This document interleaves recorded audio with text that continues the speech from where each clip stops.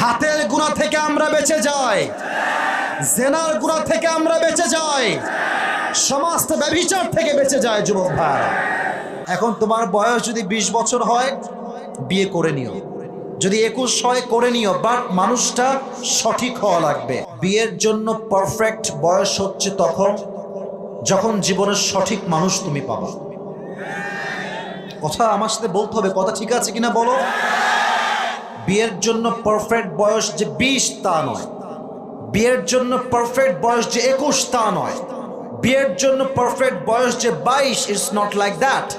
যতক্ষণ পর্যন্ত সঠিক মানুষ না পাবো, ভুলভাল মেয়েকে বিয়ে করলে নিজেও ধ্বংস হবা, পরিবারটাও ধ্বংস হয়ে যাবে যুবক ভাই।